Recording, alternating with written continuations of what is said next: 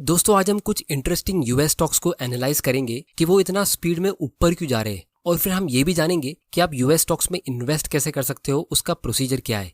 क्योंकि दोस्तों जब मैं स्टॉक मार्केट में बिगिनर था तो जब भी मैं कोई स्टॉक मार्केट की बुक रीड करता तो हमेशा उसमें कोई यूएस स्टॉक की ही बात होती थी। जैसे वॉरेन बफे ने कोका कोला में इन्वेस्ट किया, या स्टीव जॉब्स ने इनोवेट करके एप्पल कंपनी को पावरफुल बनाया, या 0 to 1 में पीटर थिल ने गूगल की इनोवेशन के बारे में डिस्कस किया। और अगर हम किसी भी सक्सेसफुल इन्वेस्टर को फॉलो करेंगे तो वो ज्यादातर यूएस स्टॉक्स में इन्वेस्ट करते हैं। जैसे 2016 में वॉरेन बफे ने एप्पल कंपनी के स्टॉक में इन्वेस्ट किया, तब इसका शेयर प्राइस $25 के आसपास था। और ये इतना बड़ा इन्वेस्टमेंट था कि उन्होंने अपनी पूरी कंपनी बर्कशायर हैथवे की आधी वेल्थ इस एक स्टॉक में इन्वेस्ट की थी। तो इससे आप इमेजिन कर सकते हो कि वॉरेन बफे ने इस एक कंपनी में कितनी ज्यादा रिसर्च की होगी, क्योंकि देखते ही देखते ये स्टॉक वहां से 5 साल में 5 गुना से भी ज्यादा ऊपर जा चुका है। और अभी भी ये स्टॉक बहुत ज्यादा ओवर वैल्यूड नहीं है। तो वो टाइम पे मैं देखता था कि यूएस में अच्छे अच्छे स्टॉक्स तो बहुत सारे, लेकिन वहाँ इन्वेस्ट करने का कोई इजी ऑप्शन नहीं था। लेकिन काफ़ी रिसेंटली हमारे लिए यूएस स्टॉक में इन्वेस्ट करना इजी हो गया है। इंडिया से यूएस में इन्वेस्ट करना लीगल है, यूएस अकाउंट ओपन करने का प्रोसीजर क्या है, फिर इसमें हिडन फीस कितनी होती है, और हम एक्चुअली में इन्वेस्ट कहाँ करें। तो दोस्तों आज हम इन सारे सवालों का जवाब जानेंगे कि कैसे आप इंडिया में बैठे बैठे यूएस स्टॉक में इन्वेस्ट कर सकते हो, वो भी एकदम छोटे अमाउंट से। और मैं आप लोगों को कुछ टिप्स भी दूंगा कि आप एक्चुअली में कहाँ इन्वेस्ट कर सकते हो। तो वीडियो को एंड तक जरूर देख लेना, क्योंकि ये एक वीडियो से आपकी इन्वेस्टिंग की नॉलेज बहुत ज्यादा इंप्रूव होगी। तो दोस्तों सबसे पहले मैं आप लोगों को एक इंटरेस्टिंग चीज बताता हूँ। पिछले 10 साल में इंडिया का सेंसेक्स 10% के रेट से ग्रो हुआ है, और यूएस का नेस्डैक इंडेक्स, जिसमें वहाँ की टेक्नोलॉजी कंपनीज होती है, वो 20% के रेट से ग्रो हुआ है। और इसमें अगर हम यूएस डॉलर का अप्रिसिएशन ऐड करेंगे, क्योंकि हम इंडियंस को यूएस में इन्वेस्ट करने के लिए एक्स्ट्रा 4 से 5% का बेनिफिट मिलता है, ये नेस्डैक इंडेक्स ने ऑलमोस्ट 25% का रिटर्न दिया है। जिसका मतलब ये है कि 10 साल में ये 10 गुना ऊपर गया है, और वही पीरियड में सेंसेक्स सिर्फ 2.5 गुना ऊपर गया है। तो सबसे पहले हम इसका रीजन समझने की कोशिश करते कि ऐसा हुआ क्यों है। और दोस्तों जो भी कंपनी का नाम और इंडेक्स का नाम मैं इस वीडियो में लूंगा, ये सिर्फ एजुकेशनल पर्पस के लिए है, आप उस पर और रिसर्च कर सकते हो, लेकिन ये कोई रिकमेंडेशन नहीं है। तो टेक्नोलॉजी में सबसे पुरानी कंपनी है माइक्रोसॉफ्ट। जब बिल गेट्स ने माइक्रोसॉफ्ट को स्टार्ट किया तो उसके पास ऑप्शन था कि वो एक हार्डवेयर कंप्यूटर को डिजाइन करने वाली कंपनी बनाता या फिर एक सॉफ्टवेयर कंपनी बिल्ड करता। क्योंकि बिल गेट्स वो टाइम पे कंप्यूटर की फील्ड में न्यू था, तो वो श्योर नहीं था कि उसे किस एरिया में ज्यादा फोकस करना चाहिए, सॉफ्टवेयर में या हार्डवेयर में। और आईबीएम वो टाइम पे एक बहुत बड़ी मल्टीनेशनल कंपनी थी, जिसने बड़े बड़े इंजीनियर्स को हायर करके रखा था कंप्यूटर के पीछे रिसर्च करने के लिए। और वो टाइम पे हार्डवेयर को लेकर बहुत ज्यादा क्रेज चल रहा था, तो इसीलिए अच्छे से अच्छे कंप्यूटर्स को डिजाइन करने के लिए और भी बहुत सारे कंपटीशन थे, जैसे डेल या एचपी। लेकिन बिल गेट्स ने थोड़ा सा आउट ऑफ बॉक्स सोच के सॉफ्टवेयर पे फोकस करना शुरू किया। तो आईबीएम ने कंप्यूटर के ऑपरेटिंग सॉफ्टवेयर को एक छोटा सा साइड प्रोजेक्ट समझ के माइक्रोसॉफ्ट को आउटसोर्स कर दिया कि जो भी कंप्यूटर्स को आईबीएम डिजाइन करेंगे उसका ऑपरेटिंग सॉफ्टवेयर माइक्रोसॉफ्ट बनाएगी। और इसी तरह बिल गेट्स ने वैसी सेम डील बाकी सारी मैन्युफैक्चरिंग कंपनीज से कर ली कि वो उन सब कंपनीज के लिए ऑपरेटिंग सॉफ्टवेयर बनाएंगी, ताकि वो सब कंपनीज हार्डवेयर और डिजाइन पे फोकस कर सके। और फिर दोस्तों इसके बाद क्या हुआ है, ये चीज हम सबको पता है। आज कंप्यूटर को मैन्युफैक्चर करने वाली कंपनीज मार्केट में हजारों है, जैसे Lenovo, Acer, Mi, Asus, HP, Dell. लेकिन इन सब कंपनीज के लिए ऑपरेटिंग सॉफ्टवेयर सिर्फ एक ही कंपनी बनाती है, वो है माइक्रोसॉफ्ट। और दोस्तों टाइम के साथ धीरे धीरे करके कंप्यूटर के प्राइस गिरते गए, और साथ में कंपटीशन भी बढ़ता गया, जिसकी वजह से इन कंपनीज का प्रॉफिट कम होता गया।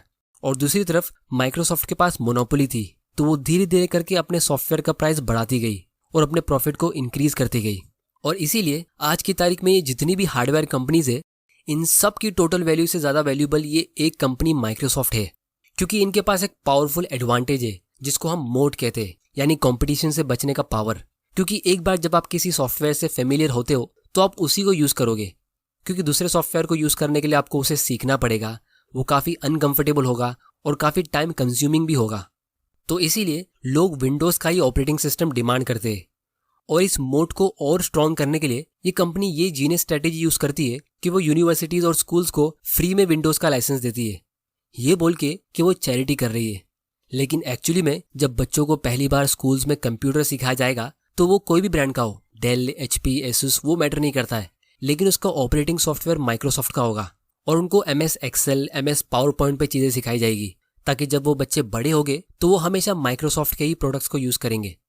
और इसी तरह बहुत सारे लोग माइक्रोसॉफ्ट का पायरेटेड वर्जन यूज करते हैं, जिसमें वो कोई भी फीस नहीं पे करते, लेकिन माइक्रोसॉफ्ट इसे बिंदास अलाउ करती है, क्योंकि वो इन सब का पैसा कंपनी से वसूल लेती है कॉर्पोरेट प्लान सेल करके, और उनसे ये एक बहुत बड़ा प्रॉफिट मार्जिन कमाती है। क्योंकि सॉफ्टवेयर में कोई भी प्लास्टिक और मेटल जैसा रॉ मटेरियल नहीं लगता है और इनको हार्डवेयर प्रोडक्ट के जैसा डिलीवरी करने की जरूरत नहीं है। सिर्फ एक बार उस सॉफ्टवेयर को बिल्ड करने के लिए बिल गेट्स ने मेहनत करी और अब उसके एम्प्लॉयज छोटे मोटे अपग्रेड्स करते रहते हैं, लेकिन फिर भी उनको रेकरिंग रेवेन्यू मिलता रहता है, यानी कंटिन्यूस पेमेंट, जो हर साल ग्रो होता रहता है। तो इनका ऑपरेटिंग एक्सपेंस कम होता रहता है और प्रॉफिट बढ़ता रहता है, जिसको हम मार्जिनल रेवेन्यू कहते हैं। इसकी ज़्यादा डिटेल्स मैं किसी और दिन एकदम डिटेल में डिस्कस करूंगा, क्योंकि इन्वेस्टिंग में ये एक बहुत ही पावरफुल कॉन्सेप्ट है और इसी वजह से माइक्रोसॉफ्ट के शेयर की वैल्यू इतनी ग्रो हो रही है, क्योंकि ये एक्चुअली में उतनी वेल्थ क्रिएट कर रही है। तो दोस्तों, अब हम ये समझते कि आप यूएस स्टॉक्स में इन्वेस्ट कैसे कर सकते हो। सबसे पहला और सबसे इंपॉर्टेंट क्वेश्चन आप लोगों ने ये पूछा कि क्या इंडिया से यूएस में इन्वेस्ट करना लीगल है। तो दोस्तों, ये बिल्कुल लीगल है। बस यहाँ पे आरबीआई ने एक लिमिट रखी है कि आप मैक्सिमम $2.5 लाख एक साल में इन्वेस्ट कर सकते हो, जो इंडियन रुपीज के हिसाब से ऑलमोस्ट 2.25 करोड़ के आसपास होता है। तो अगर आप इससे कम अमाउंट इन्वेस्ट कर रहे हो तो आपको कोई भी प्रॉब्लम नहीं होनी चाहिए।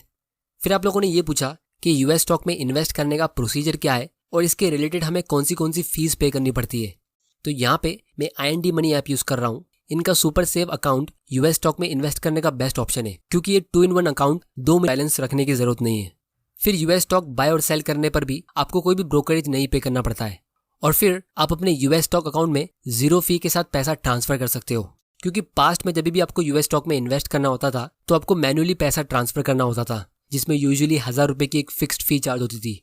तो यहाँ पे आपको ट्रांसफर करने की कोई भी फिक्स्ड फी चार्ज नहीं होती है, और इसके साथ में ये आपको गारंटी देते हैं बेस्ट एक्सचेंज रेट दिलाने की, यानी आपको अपने इंडियन रुपीस के लिए ज़्यादा से ज़्यादा डॉलर्स मिलते हैं। और अभी हम एक दूसरी टेक्नोलॉजी कंपनी का एग्जाम्पल देखते हैं। तो 2012 में यूएस की सारी एयरलाइन कंपनीज ने मिलकर $160 बिलियन का सेल किया, और सिर्फ एक कंपनी गूगल ने $50 बिलियन का सेल किया। अब दोस्तों, यूएस में एयरलाइंस का एवरेज टिकट कॉस्ट होता है $178 का, जिसमें से ये एयरलाइन कंपनीज सिर्फ $0.37 का प्रॉफिट कमाती है, जो कि सिर्फ 0.2% का प्रॉफिट मार्जिन होता है। लेकिन गूगल का प्रॉफिट मार्जिन 20% के भी ऊपर है, जो एयरलाइन इंडस्ट्री से 100 गुना ज़्यादा है। मतलब गूगल ने अपने 50 बिलियन के सेल्स में से 10 बिलियन अपने पास रखा, जिससे वो अपने शेयर होल्डर्स को रिवॉर्ड करती है और अपने नए नए बिजनेस में री इन्वेस्ट करती है। तो ये एक्स्ट्राऑर्डिनरी प्रॉफिट का रीजन ये है कि गूगल का कोई कंपटीशन ही नहीं है, तो इनको प्राइस से कम्पीट करने की जरूरत ही नहीं पड़ती है। वरना बाकी सारी कंपनीज को अपने प्राइस कम कर करके ऑफर दे दे के कस्टमर्स को अट्रैक्ट करना पड़ता है। लेकिन सर्च इंजन में इनकी मोनोपोली है। जब भी आप सर्च करते हो तो आप गूगल में ही सर्च करते हो, और जो भी एड्स आते हैं तो इनको डायरेक्टली प्रॉफिट मिलता है। फिर अगर आप ये वीडियो देख रहे हो तो आप यूट्यूब पे देख रहे हो, जो गूगल की कंपनी है, और इस एड के रेवेन्यू में से इनको 45% का प्रॉफिट मिल जाता है।